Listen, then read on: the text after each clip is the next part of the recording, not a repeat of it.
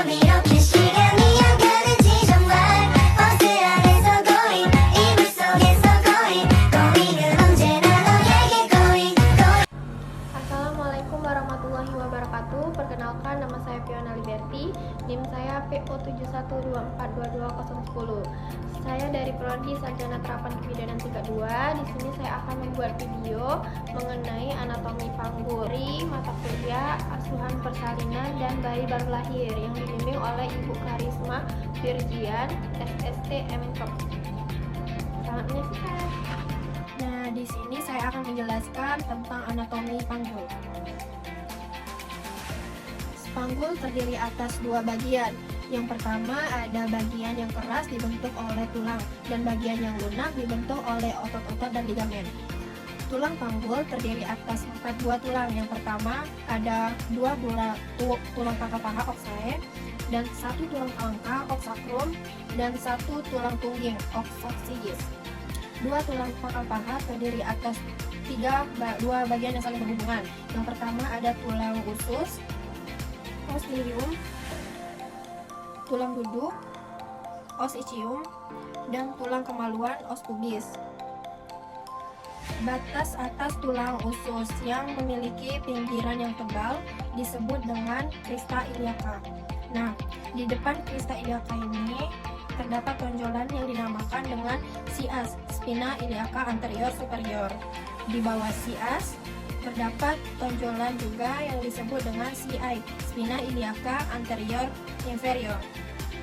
Nah, di belakang crista iliaca terdapat tonjolan juga yang dinamakan dengan SIP, spina iliaca posterior superior. Di bawah SIP terdapat CP, spina iliaca posterior inferior. Nah, di bawah CP terdapat petian yang besar yang disebut dengan incisura ischiadica major. Di bawah terdapat tonjolan yang dinamakan dengan spina ischiadica. Di bawah spina ischiadica terdapat teki yang kecil disebut dengan incisura ischiadica minor. Pada os ilium terdapat lajur yang disebut dengan linear terminalis atau linea intonimenata yang merupakan batas antara panggul besar dan panggul kecil. Tulang duduk yang tebal ini yang berfungsi untuk menopang berat badan saat kita duduk disebut dengan tubericiadicum. Tulang kemaluan ini yang membatasi 2 buah lubang yang disebut dengan foramen obturatorium. Di samping foramen obturatorium ini terdapat makul sendi yang disebut dengan acetabulum.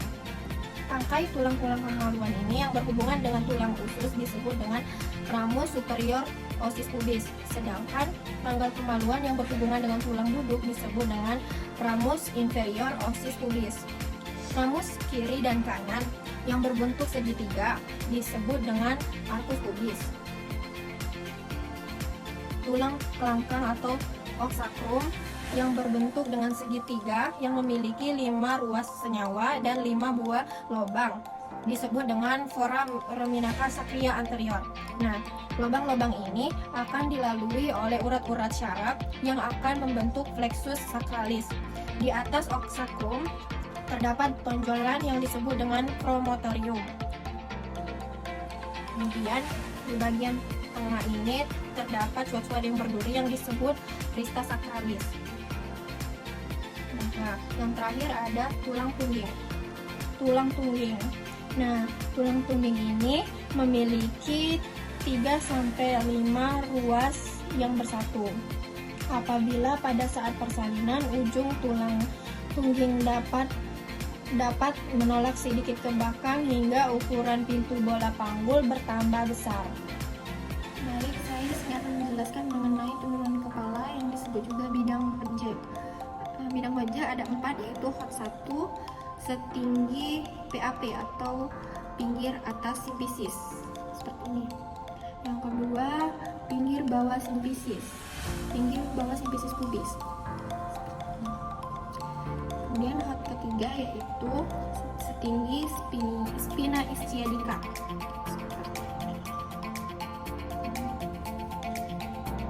Yang keempat yaitu setinggi oxygis.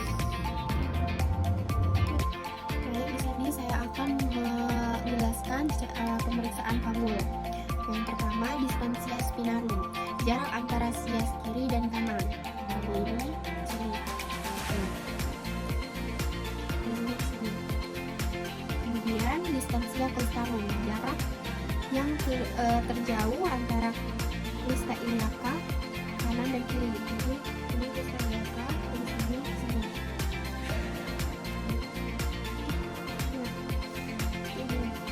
Kemudian conjunctiva externa, jarak antara pinggir atas simfisis dan ujung PX ruas lumbal 5. Ini dari sini belakang ke lumbal 5. Di sini ke lumbal 5. Yang terakhir yaitu mengukur lingkar panggul. Jadi dari pinggir simfisis ini ke pertengahan antara sias, kemudian mengelilingi panggul dan bertemu di simfisis lagi. Baik, itu saja cara pemeriksaan panggul. Baik, di sini saya akan menjelaskan bagian kepala janin. Yang pertama itu umbul-umbul besar yang disebut dengan brekma. Kemudian di bagian dahi yang disebut sinciput. Kemudian di sini orbital region, di bawahnya glabella. Kemudian di dagu itu mentum. Di bagian sini itu os temporal. Di bagian ini sutura temporalis. Kemudian di bagian belakang ada os hospitalis. Kemudian di bagian atasnya sutura lambordea. Kemudian di ubun-ubun kecil disebut dengan trempola minor. Kemudian di bagian sini amendesia parentalis. Di bagian garis ini disebut structuralis coronaria. Baik, itu saja penjelasan dari saya. Baik, di sini saya akan menjelaskan 7 mekanisme persalinan. Yang pertama itu adjustment, adalah kondisi di mana kepala masuk PAP.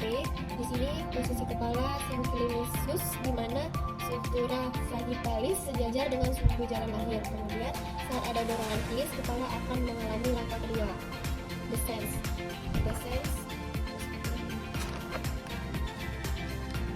Descent itu adalah penurunan.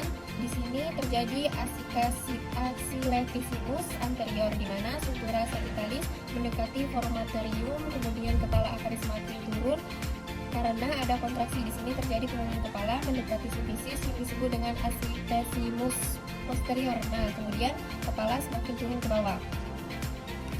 Fleksi di mana ini adalah keadaan di mana dagu mendekati dada. Di sini kepala sudah mencapai H3 atau os ischiadica. Nah, kepala tertahan dan otomatis mengalami langkah keempat. Langkah keempat yaitu putar faksi dalam atau rotasi internal, sehingga os sekut yang di pinggir menjadi posisi di depan. Kemudian langkah kelima ekstremsi, yaitu dagu menjauhi dada. Jadi lahir kepala dari ubun-ubun kecil, dahi, mata, hidung, lahirlah kepala. Kemudian yang keenam putar faksi luar. Kepala akan menyesuaikan sesuai sumbu badan janin atau menyesuaikan punggung janin. Kemudian yang ketiga eksklusi, lahirnya berturut-turut. Yang pertama adalah bahu anterior, lalu setelah itu bahu posterior, lalu disusul hingga kaki. Baik, itu saja mekanisme. Baiklah, itu saja video penjelasan saya mengenai anatomi panggul, bidang hot, ukuran panggul, dan anatomi kepala janin, dan 7 mekanisme persalinan. Baiklah, wabillahi taufiq wal hidayah.